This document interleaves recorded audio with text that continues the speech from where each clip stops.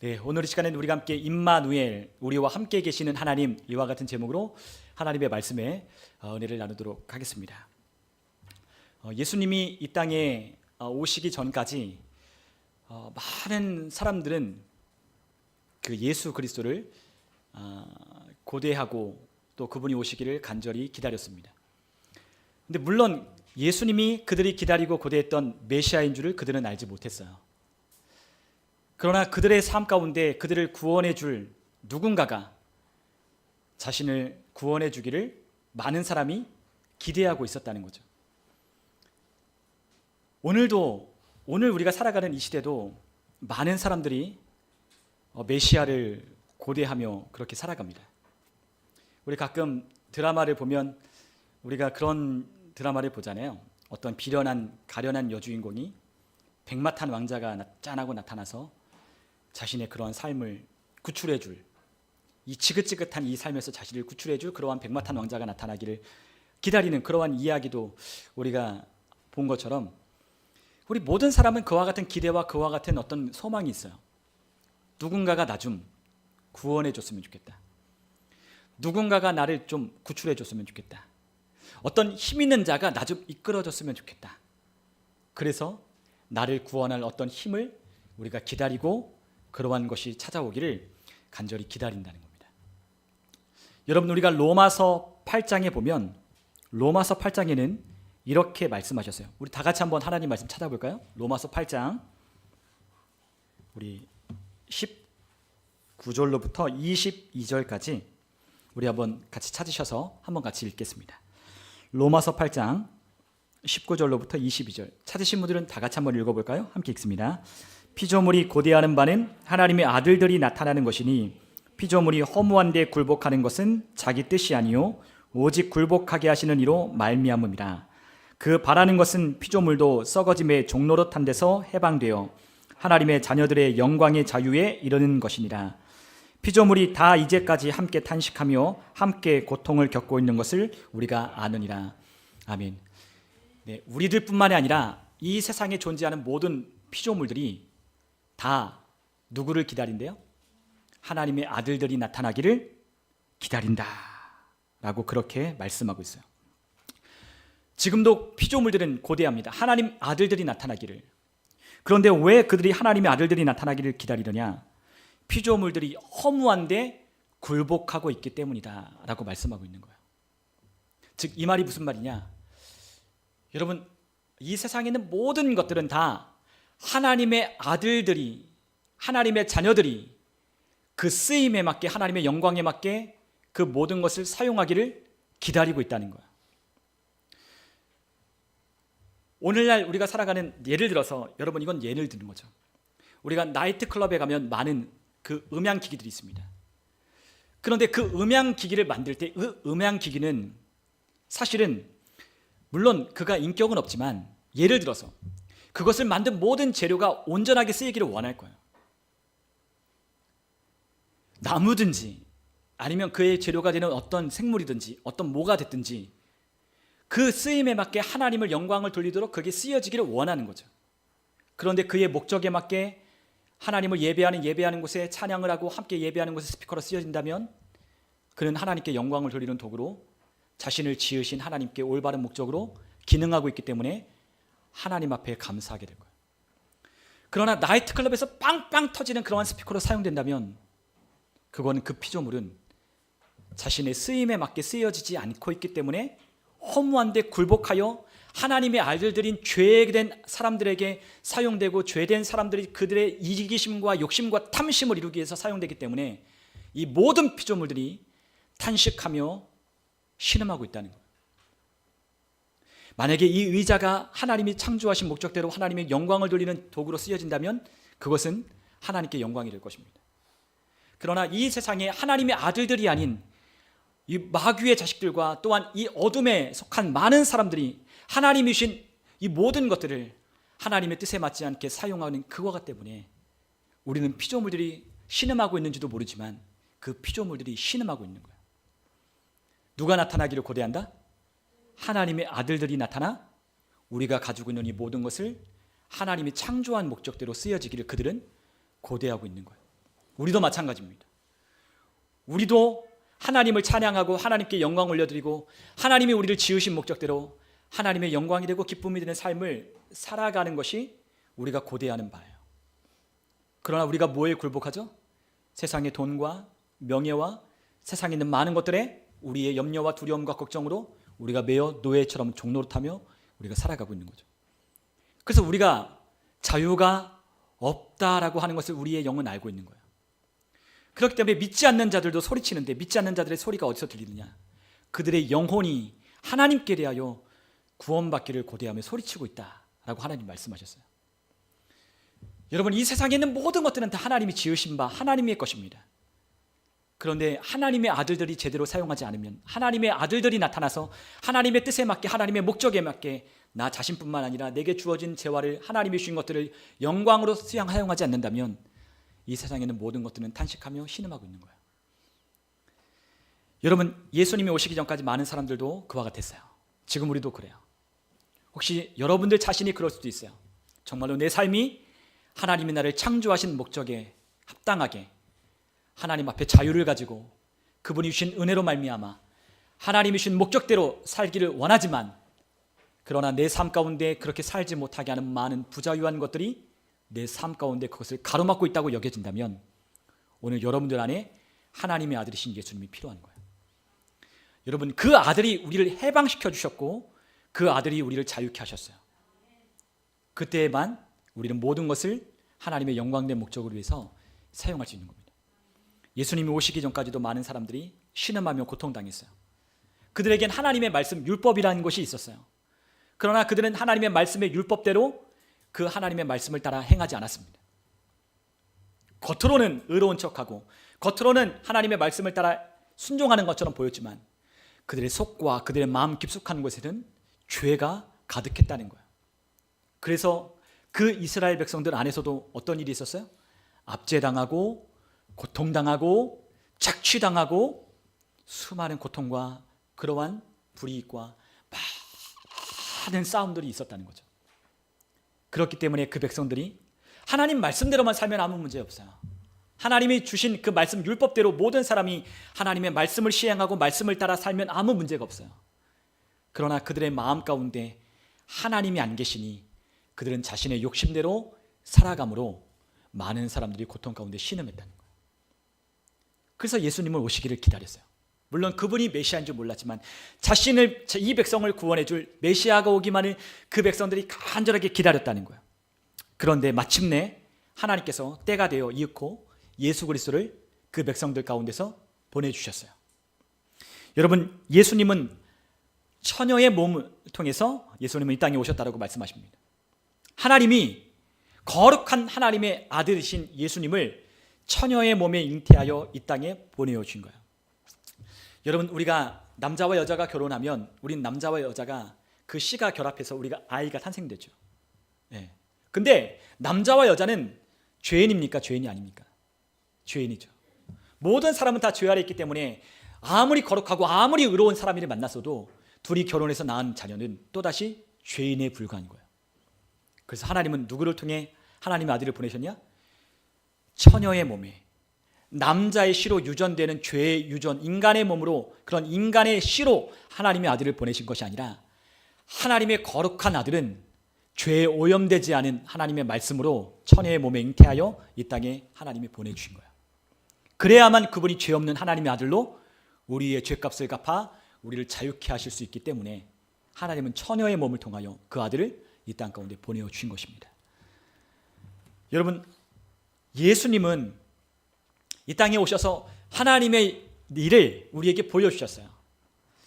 여러분, 예수님이 이 땅에 이윽고 하나님이 하나님의 때에 그 아들을 이 땅에 구원자로 그를 예수님이 보내셨지만, 그러나 사람들이 예수님을 구원자로 알아보지 못했어요. 그가 메시아로 왔지만 사람들이 그분이 구원자이신 줄 못 알아보는 거예요. 그분이 하시는 말씀을 듣고 있음에도 불구하고 그 말씀하시는 그분이 하나님이 보내신 우리를 구원할 자임을 그들이 알지 못하는 거죠. 오히려 예수님의 말씀을 듣고 불편하고 그 하나님의 말씀을 들을 때 그를 죽이고자 했어요. 그러한 가운데 예수님이 제자들에게 묻는 거예요. 너희가 나를 누구라 하느냐? 라고 물었어요. 그리고 그 전에는 사람들이 인자를 누구라 하느냐라고 묻습니다. 그럴 때 제자들이 예수님께 이렇게 대답했어요. 우리 하나님 말씀 마태복음 16장 13절로 14절에 있는 말씀을 같이 한번 읽어볼게요. 같이 읽습니다. 예수께서 빌립보 가이사랴 지방에 이르러 제자들에게 물어 이르시되 사람들이 인자를 누구라 하느냐? 이르되 더러는 침례 요한, 더러는 엘리야, 또 어떤 이는 예레미야나 선지자 중에 하나이다. 아멘. 예수님이 제자들에게 묻는 거예요. 자신이 하나님이 보내신 메시아로 구원자로 왔지만, 참된 빛으로 왔지만, 이 어둠 가운데 비춰지는 빛으로 오셨지만 그들이 그 빛을 보지 못하고 메시아인 줄 알아보지 못하는 거예요. 그래서 예수님 묻는 거예요. 사람들이 도대체 나를 어떻게 생각하고 나를 뭐라고 얘기하냐? 라고 물었더니 뭐라고 하십니까? 예수님 몰라서 묻는 게 아니에요. 제자들이 뭐라고 하느냐? 어떤 사람은 예수님을 침례 요한이다. 어떤 사람은 엘리야다. 어떤 사람은 예레미야나 어떤 선지자 중에 한 사람인 줄로 생각합니다. 라고 그렇게 대답했어요. 아마 제자들의 이해가 이와 같았다는 거죠. 제자들이 예수님을 그렇게 알고 있는 거예요. 제자들의 이해도 사람들과 그렇게 큰 차이가 없었습니다. 그런데 예수님이 묻습니다. 그러나 너희는 나를 누구라 하느냐? 예수님이 같이 함께 동거동록하며 예수님이 하신 일을 그 지근거리에서 보며 예수님의 말씀을 들었던 그 제자들에게 그러면 너희는 나를 누구라고 생각하느냐? 라고 물으셨어요. 그랬더니 베드로가 하나님의 계시에 의하여 하나님께서 그에게 깨닫게 하여 주셔서 그가 이렇게 예수님께 고백합니다. 우리가 너무나 잘 아는 말씀이죠. 마태복음 16장 16절에 뭐라고 합니까? 이르시되 주는 그리스도시요 살아계신 하나님의 아들이십니다. 라고 그렇게 대답을 하는 거예요. 여러분, 베드로만 예수님이 누구신지를 정확하게 알았어요. 어떻게 알았다고요? 하나님께서 그를 깨닫고 알게 하여 주셨기 때문에 베드로가 그와 같은 고백을 할 수 있었던 거예요. 뒤에 읽어보시면 이는 혈통으로나 육정으로 깨닫는 것이 아니라 하나님께서 너에게 그것을 깨닫게 하여 주셔서 내가 하나님의 보내신 그 메시아인 줄 네가 안다라고 그렇게 이야기를 하십니다. 여러분, 우리는 하나님께서 우리의 계시, 하나님께서 우리에게 그걸 밝히 드러내 보이시지 않으면, 우리에게 그것을 깨닫게 하고 알려주지 않으면 우리는 그분이 메시아인 줄 알지 못하는 거예요. 여러분, 많은 사람들이 있습니다. 오늘날 우리 주변에 예수님이라고 하는 소리를 들어본 사람 많이 있어요. 심지어는 교회도 왔고 어렸을 때 교회를 다니는 사람들도 있어요. 그러나 그들은 예수 그리스도를 자신의 구원자로 알지 못한다는 거예요. 예수는 알아요. 그래, 예수라 하는 분은 알아요. 그래, 예수를 들어봤어요. 그래, 예수가 하나님의 아들이시다, 예수님이 구원자시다 라고 듣기는 들었지만 그들은 하나님의 아들이신 줄 깨닫지 못했기 때문에 그 메시아이신 예수님을 자신의 구주로 영접치 않는다는 거죠. 여러분, 누가 우리 마음 가운데 그 예수님을 영접하고 그 예수님을 우리가 믿음으로 그 예수님을 나의 구세주와 주님으로 인정하느냐? 하나님이 우리에게 깨닫게 하여 주시는 깨달음이 있어야 우리가 그 하나님의 아들이신 예수님을 나의 구원자로 인정하고 영접하는 거야. 많은 사람들이 예수님이 하는 행적을 보고 많은 사람들이 예수님이 하시는 말씀을 듣고 많은 사람들이 하나님 나라에 관한 이 말씀을 복음을 들었지만 그들 중에 깨닫는 자들만이 그분이 주는 그리스도시요 살아계신 하나님의 아들이십니다 라고 고백할 수 있었다는 겁니다. 여러분, 사도 요한은 또한 예수님에 관한 이해를 이렇게 그가 쓴 요한복음에 이렇게 기록해 놓았어요. 우리가 요한복음 1장 1절로부터 3절을 우리 같이 한번 읽어보겠습니다. 요한복음 1장 1절로부터 3절 같이 함께 읽겠습니다. 태초에 말씀이 계시니라. 이 말씀이 하나님과 함께 계셨으니 말씀은 곧 하나님이시니라. 그가 태초에 하나님과 함께 계셨고 만물이 그로 말미암아 지은 바 되었으니 것이 하나도 그가 없이는 된 것이 없느니라. 아멘. 베드로에게뿐만 아니라 하나님은 또한 요한에게 하나님의 아들에 관한 계시를 열어주셨어요. 그래서 하나님의 아들이 어떤 분이신지를 요한복음을 통해 소개하는 거예요. 우리가 공간복음이라고 하는 이 복음서, 우리가 마태, 마가, 누가, 요한복음이 있는데 마태, 마가, 누가복음과는 다른 이 요한복음은 똑같은 공간복음 안에 포함되기도 하고 좀 다르긴 하지만 영적으로 쓰여진 말씀이라고 그렇게 많은 학자분들이 이야기해요. 그래서 우리가 마태, 마가, 누가복음에 보면 많은 행적들이 겹쳐요. 근데 요한복음에는 조금 덜 겹쳐요. 근데 거기에는 뭐가 쓰여졌냐? 영적인 하나님이 아들이신 예수님이 어떤 분인지를 소개하는 거예요. 조금 관점이 달라요. 요한에겐 그러한 깨달음이 있고 그러한 하나님의 계시가 있었어요. 그래서 그 예수님을 이렇게 소개하는 거죠. 처음부터 요한복음 1장 1절에 우리가 창세기에 딱 읽어보면 창세기 1장 1절에 뭐라고 되어 있죠? 태초에 하나님이 천지를 창조하시니라 라고 기록된 그와 같은 창조의 역사 가운데 어떠한 것이 역사하고 작동했는지를 요한은 거기에 설명하여 붙여주는 거예요. 여러분, 요한복음에 뭐라고 되어 있어요? 태초에 말씀이 계셨다라고 그렇게 요한은 소개합니다. 여러분, 그런데 이 말씀이 누구와 함께 계셨대요? 하나님과 함께 계셨고 이 말씀이 곧 하나님이시라고 요한은 소개하는 거예요. 그리고 태초에 그 말씀이 하나님과 함께 계셨으며 만물이 그 말씀으로 말미암아 지은 바 되었으니 지은 것이 그가 없이는 된 것이 없느니라. 그가 누구죠? 예수님. 그가 누구죠? 예수. 그 예수가 모든 만물의 기원이라고 하는 것을 하나님께서 우리에게 설명해 주시는 거예요. 태초에 말씀이 계셨다는 거예요. 여러분, 하나님이 어떻게 천지를 창조하셨죠? 빛이 있으라 하니 그 말씀대로 빛이 있었고 하나님께서 말씀하신 모든 것들이 이 세상 가운데 존재하여 이 세상 가운데 나타나는 거예요. 무엇으로? 말씀으로. 근데 그 말씀이 누구시다? 예수 그리스도. 하나님께서 말씀하신 그 나간 그 말씀이 예수님이라고 소개하는 거예요. 그 말씀이 하나님과 함께 계셨고 그 말씀이 하나님이신데 그 말씀이 모든 만물의 기원임을 우리에게 설명해 주고 있다는 겁니다. 여러분이 지금 이 자리에 있는 것, 여러분이 지금 사는 것, 그리고 이 세상에 존재하는 모든 생명 있는 것 다 누구로 말미암은 것이다? 예수님으로 말미암은 것이다. 그분이 없이는 땅도 흙도 먼지 한 톨도 예수님이 없이는 존재하지 않는다는 거예요. 그것을 하나님은 우리에게 설명해 주셨어요. 그리고 그 요한은 그 말씀이 어떤 분인지 더 자세하게 설명하기 시작합니다. 우리 요한복음 1장 14절을 우리 같이 한번 읽어보겠습니다. 요한복음 1장 14절 함께 읽습니다. 말씀이 육신이 되어 우리 가운데 거하심에 우리가 그의 영광을 보니 아버지의 독생자의 영광이요 은혜와 진리가 충만하더라. 아멘. 자, 그 말씀이신 예수님을 더 자세하게 소개하는데 그 말씀이 누구시다? 육신이 되어 우리 가운데 거하시는 분이다 라고 말씀하는 거예요. 태초에 말씀이셨고 그 말씀은 하나님이신데 그 말씀으로 모든 만물이 창조되었고 모든 것이 그가 없이는 된 것이 없고 그런데 그 말씀이 육신을 입고 우리 가운데 거하시고 계신데 그분이 누구시다? 예수님이시다 라고 우리에게 그분을 소개하고 있는 겁니다. 여러분, 그분은 말씀이 육신이 되어 오신 분이셨어요. 그가 이 땅에 존재하기 전까지는, 이 땅에 낮고 천한 그 말구의 베들레헴 오시기 전까지는 그는 뭘로 존재하셨어요? 말씀으로 존재하셨어요. 여러분, 예수님이 이 땅에 오시기 전까지는 그분은 뭘로 존재하셨다?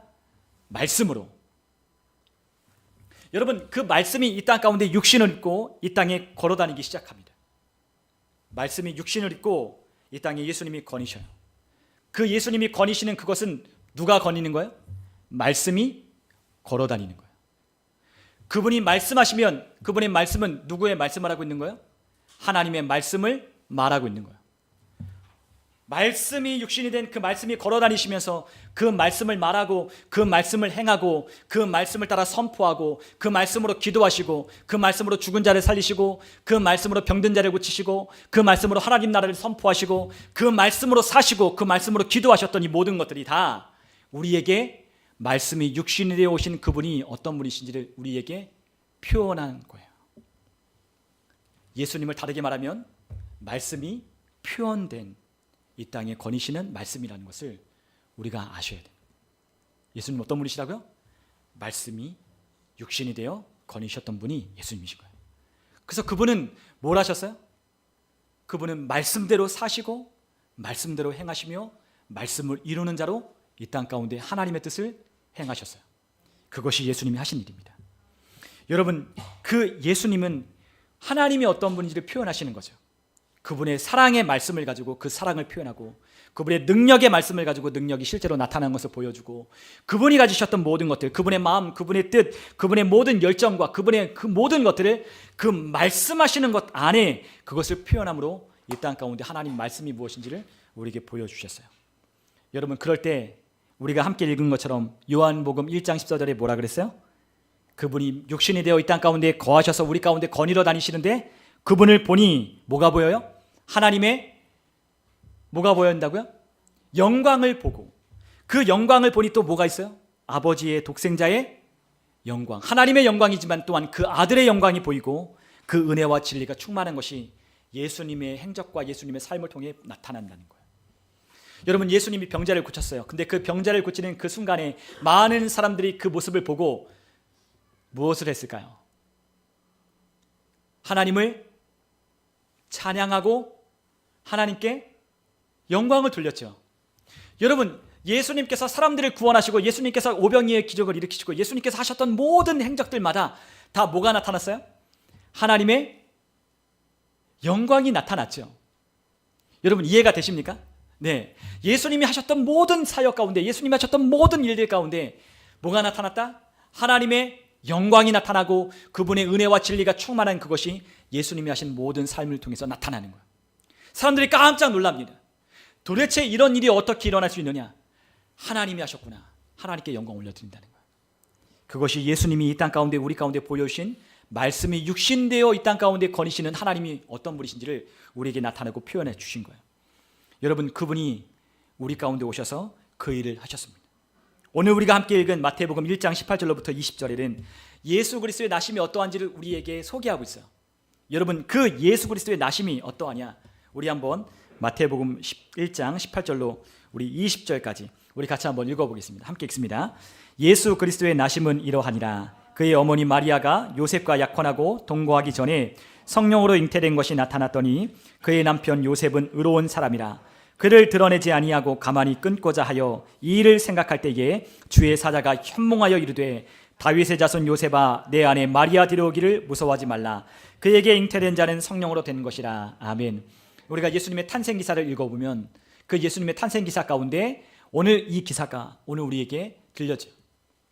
자, 예수님이 이 땅에 나실 때 누구에게 나셨다? 처녀인 마리아를 통해서 이 땅 가운데 오셨다는 거예요. 그런데 마리아에게 누가 있었다고요? 약혼한 사람이 있었어요. 그 사람의 이름은 요셉이에요.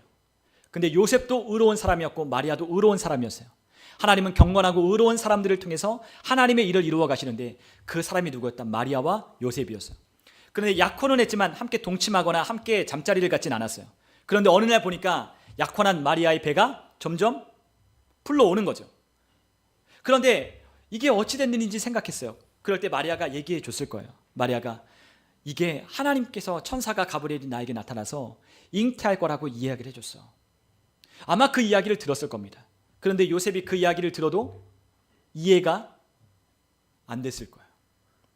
그러나 어쨌든 하나님께서 하시는 일이기 때문에 자신은 이해할 수 없지만 그 마리아가 의로운 사람이라는 걸 자신은 알고 있고 또한 이것이 어떠한 신비 가운데 일어나는 일이라는 건 알고 있지만 그러나 내 인간적인 생각과 그것으로는 지혜로는 이거를 이해할 수 없기 때문에 그냥 가만히 이 마리아를 관계를 끊고자 했다는 거예요. 생각해 보셔요. 우리가 그 고대 근동지방의 풍습은 어떠냐면 약혼을 하면 1년 동안 1년도 더 지나는 어떤 그런 기간이 있어요. 대략 한 1년이라고 하는데 1년이 될 수도 있고 2년이 될 수도 있고 3년이 될 수도 있어요.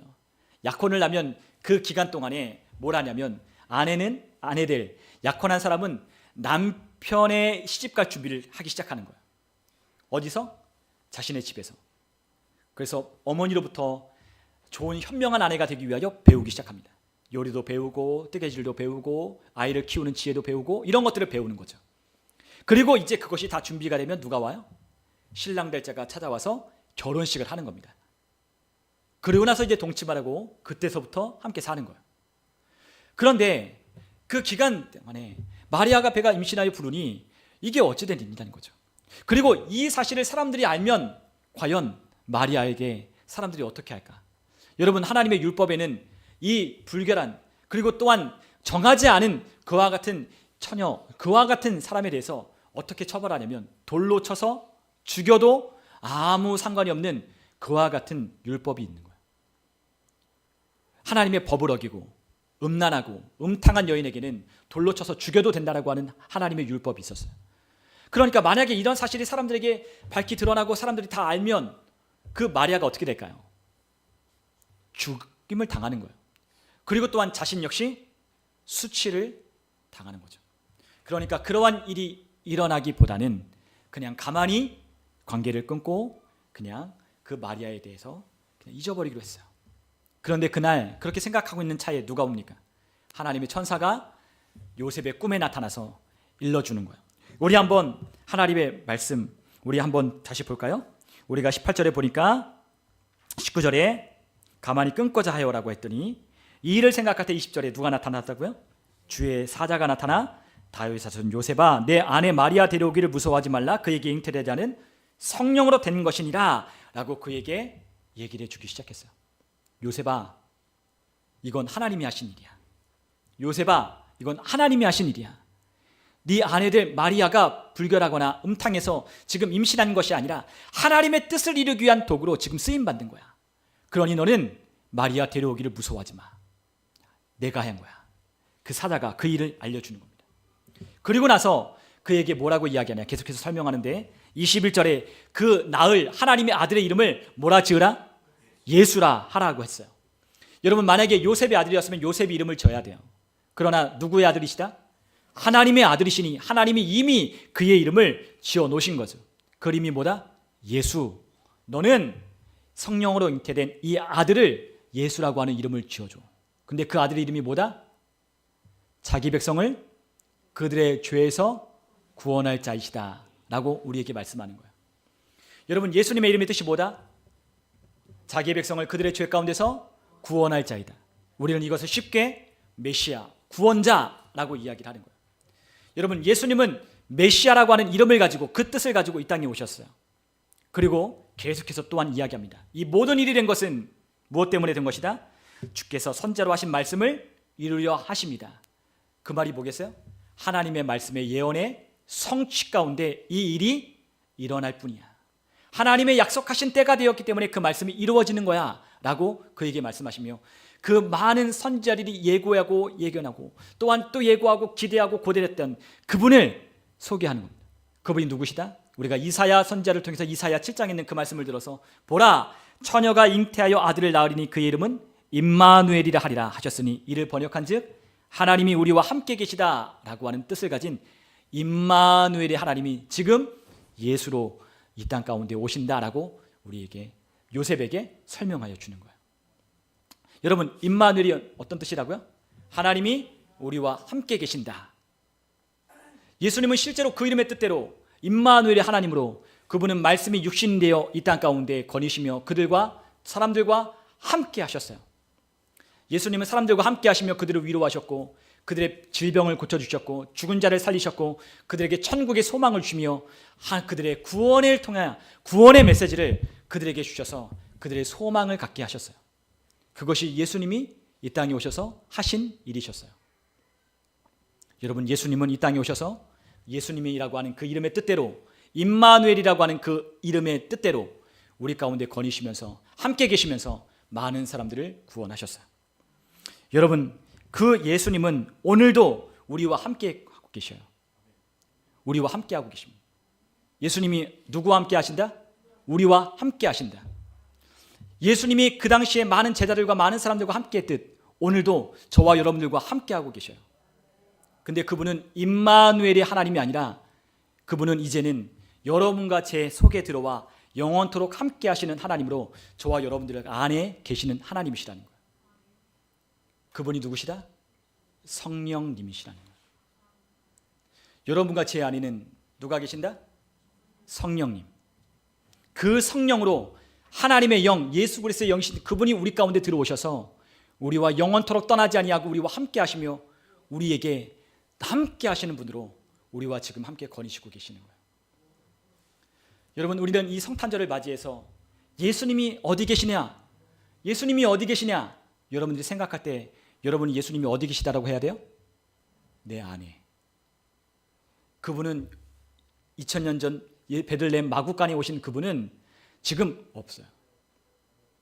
마구간에 오신 아기 예수는 없어요. 근데 그분은 어디 계신다? 살아계신 만주의 주 만왕의 왕으로 여러분과 제 속에 들어와 계신다는 거예요. 예수님이 거니실 때는 물리적인 한계가 있었어요. 예수님은 그 예수님을 만날 수 있는 그 지근거리에 있는 사람들만, 그 땅에 사는 자기 백성들만 예수님 만나서 그들과 함께 거니시며 임마누엘의 하나님으로 그는 사셨어요. 그러나 그 예수님은 이제 어떻게? 임마누엘을 뛰어넘어 우리 모든 믿는 자들 안에 들어오셔서 영원토록 함께 하시는 하나님으로 여러분과 제 안에 성령으로 와 계시는 거예요. 여러분 우리는 그리스도의 편지라고 하나님이 우리에게 말씀하고 계십니다. 여러분, 저와 여러분들은 무엇이다? 그리스도의 편지라는 거예요. 여러분, 우리가 고린도후서 3장 3절을 같이 한번 읽어볼게요. 고린도후서 3장 3절 함정에 같이 한번 읽겠습니다. 함께 읽습니다. 너희는 우리로 말미암아 나타난 그리스도의 편지니 이는 먹으로 쓴 것이 아니요 오직 살아계신 하나님의 영으로 쓴 것이며 또 돌판에 쓴 것이 아니요 오직 육의 마음판에 쓴 것이라. 아멘. 자, 너희는 우리로 말미암아 나타난 뭐래요? 그리스도의 편지다. 여러분, 저와 여러분들은 누굽니까? 그리스도의 편지라고 하나님은 우리에게 가르쳐 주시는 거예요. 여러분과 제가 왜 하나님의 편지일까요? 예수님이 말씀이 육신이 되어 하나님의 편지가 되어 이 땅에 거니시며 그 편지를 그 사람들이 만나는 사람들에게 하나님의 마음을 알려주고 하나님의 뜻을 계시해주고 하나님의 역사하심을 그분의 입을 통해 말씀하셨듯이 여러분과 제 안에 누가 계셔요? 말씀이신 예수 그리스도가 성령으로 여러분과 제 안에 오셔서 여러분과 제가 예수님이 그러셨던 것처럼 저와 여러분도 예수 그리스도의 편지가 되어 이 땅 가운데 살게 하셨다는 거예요. 여러분, 이것이 얼마나 놀라운 일입니까? 여러분, 이것이 얼마나 신비입니까? 여러분과 제가 그리스도의 편지가 되어 예수님이 이 땅에 거니셨던 것처럼 여러분과 제가 똑같이 그렇게 걷고 그렇게 살고 그렇게 말하고 그렇게 능력을 행하고 그렇게 하나님이 하신 일들을 나타내고 보여주도록 여러분과 제 안에 예수 그리스도가 와 계신다는 거예요. 여러분, 말씀이 우리 안에 와 계셔요. 그래서 우리 안에 그 편지가 우리를 보는 사람들마다 우리를 만나는 사람들마다 그 하나님의 편지 예수 그리스도의 편지를 무사람들이 읽고 알게 된다라고 하나님은 우리에게 말씀하고 계셔요. 근데 우리가 편지로서 살지 않으면 우리가 그러한 하나님이 우리 안에서 나타나실 수 있도록 우리가 그렇게 살지 않는다면 우리는 그리스도의 편지된 역할을 할 수가 없는 거예요. 여러분, 왜 우리가 그리스도의 편지인지 이해가 되십니까? 하나님의 말씀이 육신되어 오신 것처럼 그 말씀이 우리 안에 들어오셔서 우리도 그분이 사셨던 것처럼 우리도 똑같이 그분의 편지와 그분의 표현과 그분이 사셨던 모든 능력이 우리를 통해 나타나도록 하기 위하여 오늘 저와 여러분 안에 성령님이 와 계시는 거예요. 여러분, 우리가 베드로전서 1장 23절에 보면 우리가 거듭난 것이 무엇으로 거듭났다라고 하는지 베드로 사도는 이렇게 말씀하고 있어요. 우리 베드로전서 1장 23절을 같이 한번 읽습니다. 너희가 거듭난 것은 썩어질 씨로 된 것이 아니요 썩지 아니할 씨로 된 것이니 살아있고 항상 있는 하나님의 말씀으로 되었느니라. 아멘. 여러분, 우리는 죄로 말미암아 죽었다가 그분의 은혜로 말미암아 우리는 피값 주고 우리는 다시 사신 바 되어 우리는 이 시간 생명을 하나님부터 받은 자라고 하나님 말씀하셨어요. 여러분, 우리가 거듭나고 우리가 다시 태어났는데 우리가 뭘로 태어났다? 하나님의 썩지 아니할 말씀으로 여러분과 제가 다시 거듭났다는 거예요. 여러분은 뭘로 거듭났어요? 여러분 한 사람 한 사람은 말씀으로 거듭났어요. 여러분이 곧 뭐예요? 말씀이라는 거예요. 여러분이 누구셔요? 말씀이에요. 여러분 거듭난 사람은 누구다? 말씀이다. 여러분과 저는 말씀으로 거듭났고 그 말씀으로 살고 그 말씀 안에 있는 자라고 하나님이 저에게 여러분들에게 말씀하고 계시는 거예요. 말씀과 나는 떨어질래야 뗄래야 뗄 수 없는 관계가 되었어요. 거듭난 사람은 하나님의 말씀과는 나는 분리시킬래야 분리시킬 수 있는 그와 같은 일이 우리 가운데 일어날 수 없도록 하나님이 말씀으로 나를 거듭나고 여러분들을 거듭나게 하셨어요. 우리는 말씀으로 거듭났어요. 우리는 말씀으로 태어났고 말씀으로 살아가고 그 말씀을 표현하고 그 말씀을 행하도록 하나님이 우리를 부르셨다는 거죠.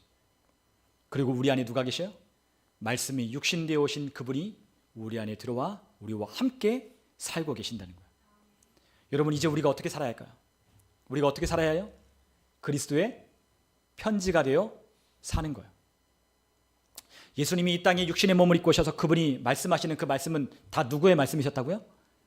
하나님의 말씀. 그분이 자의로 말하는 게 아니라 누구의 말을 해요? 아버지의 말을 받아 하는 거예요. 그분이 하는 모든 행적은 누구의 뜻대로 하는 거예요? 아버지의 뜻과 아버지의 계획과 아버지의 섭리에 의하여 그분은 행하시며 사시는 거예요. 여러분, 그렇기 때문에 우리가 말씀을 읽지 않고 우리가 말씀과 가까이 하지 않으면 우리 안에서 원래 나타나야 된 기능이 우리 안에 나타나지 않게 되어 있어요. 여러분, 이 금초대는 금초대의 기능이 있어요. 성막 안에 있는 이 금초대는 금초대의 기능이 있어요. 이거 뭐 하려고 금초대를 이 성막 안에 둔 거예요? 어두운 그 성막 안을 비추라고 금초대를 둔 거예요. 이것이 기능하려면 뭐가 필요해요? 불을 꺼뜨리지 않아야 돼요. 여러분, 저에도 마찬가지예요. 말씀으로 거듭나고 그리스도의 편지가 되어 이 땅 가운데 살라고 하신 하나님의 말씀이 오늘 우리 가운데 들렸다면 우리가 어떻게 살아야 돼요? 하나님의 말씀이 우리 가운데 표현되도록 우리가 살아야 우리가 거듭난 사람의 올바른 기능, 올바르게 우리의 삶 가운데 나타나는 것들이 나타나기 시작하는 거예요. 여러분, 이 볼펜의 기능답게 쓰지 않고 이 볼펜을 칠판에 비추는 아니면 포인터나 뭐 그런 걸로 쓴다면 죽었다 깨어나도 이 기능을 할 수 없는 거예요. 근데 여러분과 제 안에는 그렇게 기능하고 그렇게 반응하고 그렇게 나타나도록 뭘로 지었다? 말씀으로 거듭나고 말씀으로 표현되도록 여러분과 저를 그리스도의 편지가 되게 하셨어요. 그런데 우리 안에 말씀이 없다? 우리 안에 말씀과 멀어진다? 우리 안에 말씀이 들리지 않는다? 그러면 여러분과 제 안에는 그리스도의 편지로 살아갈 수 없는 거예요. 하나님은 여러분과 저를 그리스도의 편지로 살게 하셨어요. 그래서 여러분과 제가 이 땅에 누구의 표현이 되어야 된다고요? 우리 예수님의 완벽한 표현이 되어야 하는 거예요. 그렇게 살라고 우리를 예수님이 오셨어요. 얼마나 감사한지요. 그분이 우리 안에 오셔서 그분이 우리를 통해 표현하고 나타내기를 원하셔요. 그 말씀이 표현되기를 원하셔요. 그 말씀이 표현되고 우리 삶 가운데 나타나기를 원하셔요. 우리의 삶에 병들었다면 예수님의 이름을 사용하여 그분이 우리에게 들려주신 말씀대로 내 이름으로 귀신을 쫓아내라 하시는 그 말씀대로 예수님의 이름으로 귀신을 쫓아내고, 우리가 병든 자를 보면 우리가 병든 자를 위해서 우리가 함께 기도하고, 또한 우리의 삶 가운데 문제와 같은 태산 같은 문제가 있으면 그 이름으로 명령하여 우리의 삶의 문제가 우리의 삶 가운데 걸리적거리지 않도록, 그 삶이 우리의 걸림돌이 되지 않도록 그것을 우리가 돌파하며 나아가는 믿음의 말씀의 표현이 우리의 삶을 통해 나타나야 되는 거예요. 여러분, 예수님이 폭풍우를 만나면 예수님 어떻게 하셨죠? 폭풍우야 잠잠할지어다, 예수님 말씀하시는 거예요. 예수님 삶 앞에 귀신 들린 자가 나타나면 예수님 어떻게 하셨어요? 벌벌 떠는 게 아니라 예수님의 이름으로, 또한 그분의 명령하심으로 귀신아 나가라 라고 명령하시며 그분은 하나님이 주신 말씀을 표현하셨어요. 그 말씀이 그 입으로 나갈 때 그 말씀이 활동하고 역사하고 그의 삶 가운데 하나님의 일을 나타내 보이시는 거예요. 그 일을 통해 누가 영광을 받으신다? 하나님이 영광을 받으시는 거죠. 여러분, 우리도 똑같이 예수님처럼 살도록 그분이 우리 안에 말씀이신 그분이 우리 안에 오셨어요. 그분이 우리 가운데 말씀으로 우리 가운데 역사하셔야 돼요. 여러분과 그분과 교제하고 여러분이 그분과 함께 살아있고 여러분들이 그분과 친밀한 관계를 누리며 그분의 사랑 가운데 그분과 연합되면 여러분들 안에, 제 안에 어떤 일이 일어나는지 아십니까? 하나님의 말씀이 이 안에서 살아서 운동력 있게 역사하기 시작하는 역사가 여러분과 제 안에 나타나기 시작하는 거예요. 뭔가 우리의 삶 가운데 뭔가 바뀌어지는 게 먼저가 아니에요. 여러분과 제 안에 있는 하나님께서 말씀을 폭풍우처럼 일으키시고 여러분들 안에 잠자고 있던 그 영을 하나님의 말씀으로 깨어서 휘저으시고 그 말씀으로 살아가도록 우리를 만들어내시는 거예요. 하나님 말씀으로 살도록, 하나님 말씀을 붙들도록, 하나님의 말씀 가운데 하나님 믿음을 표현하며 살도록 우리 가운데 말씀이신 그분이 우리 가운데 역사하시는 거죠. 왜요? 그분이 우리 안에 편지로 우리 안에 오셨으니까. 우리는 그분과 합력하고 그분과 하나가 되고 그분과 친밀한 교제를 나누지 못하면 여러분과 제 삶은 세상 사람들과 별반 다를 바 없는 삶을 살 수밖에 없는 거예요. 여러분과 제가 세상 사람들과 달리 살 수 있는 방법이 무엇인지 아십니까? 여러분과 제 안에 말씀이신 그분이 와 계신 그분을 일하게 하는 거예요. 여러분, 우리가 세상 사람들과 다른 탁월한 그분의 능력으로 살아가는 방법은 단 하나의 방법밖에 없어요. 그 방법이 뭐라고요? 우리 안에 오신 분이 어떤 분이에요? 말씀. 그 말씀이 일하도록 우리 가운데 역사하는 통로를 내어드리는 것밖에는 우리가 그것을 할 수 있는 방법이 없는 거예요. 그래서 우리가 왜 기도하죠? 기도할 때 말씀이신 우리 주님이 우리에게 말씀하기 때문이에요. 여러분, 기도할 때 누가 말씀하셔요? 여러분과 제 안에 있는 성령님이 말씀하기 시작하죠. 여러분과 제 안에 계신 그 말씀이신 예수님이 하나님의 말씀을 기억나고 생각나게 하여 주시죠. 우리 안에 하나님의 말씀을 휘저으시고 그 말씀으로 우리의 상황과 환경을 이겨내게 하시고 우리의 입을 닫고 하나님을 기대하고 하나님을 갈망하며 하나님의 하실 일에 대한 소망을 두고 살아가기 시작하는 거예요. 여러분, 제가 예전에 불렀던 많은 찬양이 있어요. 어렸을 때부터 불렀던 찬양, 어떤 찬양? 사람을 보며 세상을 볼 때 만족함이 없었네. 나의 하나님 그분을 볼 땐 나는 만족하였네. 여러분, 사람을 보고 환경을 보면 만족할 수가 없어요. 기쁠 수가 없어요. 여러분도 저를 보면 그렇잖아요. 어떨 때는 목사님이 너무 또 기쁘고 또 좋고 그럴 수 있지만 어떨 때는 여러분들도 죄를 바라볼 때 만족스럽지 않은 부분들이 있고 또 불편한 것도 있을 수 있고 저의 부족함들 보일 때는 저의 그런 부분들 때문에 여러분들이 실망할 수도 있어요. 여러분, 사람을 보고 환경을 보면 실망하고 낙심할 것밖에 없어요. 언제는 좋았지만 그 좋은 게 꾸준히 유지가 되는 건 아니에요. 여러분, 그러나 우리는 누굴 봐야 돼요? 나의 하나님을 봐야 돼요. 그분이 어디 계셔요? 말씀으로 내 안에 들어와 계셔요. 그분이 하시는 말씀을 듣고 그분이 하시는 말씀을 표현하고 그분이 하시는 말씀을 말하고 그분이 나에게 들려주시는 그 말씀을 내가 믿음을 따라 행할 때 하나님은 예수님이 사셨던 똑같은 그와 같은 삶을 여러분과 제 삶을 통하여 재현하시는 거예요. 너희가 내가 했던 일을 할 것이고 너희가 나보다 더 큰 일을 할 거야. 누가? 믿는 자들에겐 이런 표적이 따르는 거예요.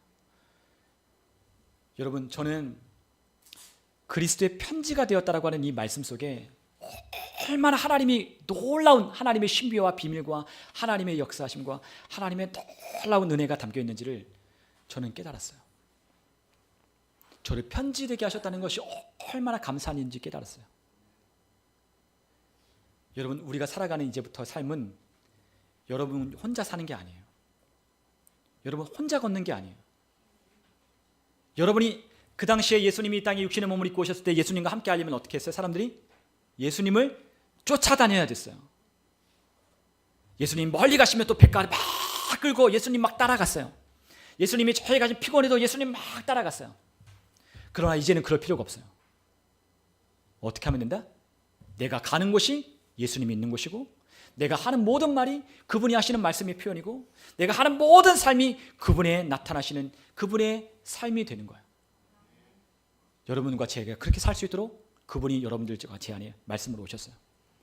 하나님의 말씀에는 힘이 있어요. 그 말씀에 능력이 있어요. 여러분, 이 세상은 하나님의 말씀으로 모든 것들이 창조되었다라고 우리 요한복음 1장에 봤잖아요. 그렇죠? 그분의 모든 능력과 신성으로 그분의 모든 것으로 이 땅에 모든 것들이 존재하는 거예요. 마찬가지입니다. 여러분들이 말씀하면 이 모든 것들은 여러분들에게 굴복할 거예요. 그들은 여러분들이 말하고 여러분들이 선포하기를 기다리고 있어요. 그것은 여러분들이 쓰여지기를 여러분들의 손길을 기다리고 있어요. 이 세상의 모든 피조물은 하나님의 아들들이 나타나기를 고대하는 거예요. 근데 하나님의 아들들이 죽어 있고 하나님의 아들들이 실망하고 있고 하나님의 아들들의 영이 죽어서 하나님의 말씀을 표현하고 있지 못하다면 온통 이 세상은 신음과 탄식과 고통하는 소리로 가득한 거예요. 여러분, 우리는 그 일을 하기 위하여 오늘 하나님의 아들들로 딸들로 이 자리에 서 있는 겁니다. 우리가 누구인지를 아셔야 돼요. 우리가 누구인지를, 여러분 자신이 누구인지를 우리가 알아야 돼요. 우리는 엄청 대단한 사람이에요. 믿으십니까? 우리는 엄청난 사람이에요. 하나님이 무려 여러분과 제 안에 전삼고 오셨어요. 우리를 쓰시겠다고 그분의 편지가 되어 그분이 우리에게 편지가 되는 그 삶을 살도록 우리 안에 와 계셔요. 여러분들이 입으로 하나님의 편지된 그 말씀을 고백하면 여러분들의 삶에 못할 것이 없을 거예요. 여러분들의 삶 가운데 하나님의 말씀을 믿음으로 고백하고 선포하고 그 믿음으로 행하면 여러분들의 삶의 질병은 떠나갈 거예요. 여러분들 안에 두려움은 떠나갈 거예요. 여러분의 삶의 문제는 결국에는 그것이 비키고 여러분들의 삶의 길을 내어줄 거예요. 왜요? 하나님이 여러분들과 저에게 그것을 약속하셨기 때문이에요. 이제 여러분들과 저는 이 성탄절을 맞이해서 이 예수님이 이 땅에 오신 그분이 사셨던 그 목적대로 저와 여러분이 그렇게 사시려고 하시는 그 목적을 가지고 사셨으면 좋겠습니다. 그 뒤로 한 발자국도 물러나지 않는 거예요. 나는 그리스도의 편지요 그분의 표현이다. 내 삶은 그분의 편지가 되어 이 땅 가운데 그분의 편지로 하나님께 영광 올려드리며 나의 삶을 통하여 그분의 영광과 그 독생자의 영광과 은혜와 진리가 어떠한지를 나타내는 삶이다 라고 고백하며 저와 여러분이 믿음으로 전진해 가셨으면 좋겠습니다. 이 성탄의 계절에 하나님이 우리에게 주신 이 풍성한 은혜를 저와 여러분들이 누리시고 그것들을 깊이 묵상함으로 우리가 왜 찬양해야 되는지, 우리가 왜 고난 가운데도 송축해야 되는지, 우리가 왜 우리의 삶 가운데 어렵고 우리의 삶에 마치 닫혀져 있는 문처럼 모이는 그와 같은 문 앞에서 우리가 울지 말아야 하는지 저와 여러분들이 깨닫는 저와 여러분 다 되시기를 주님의 이름으로 축원합니다. 우리 함께 시간 기도하겠습니다.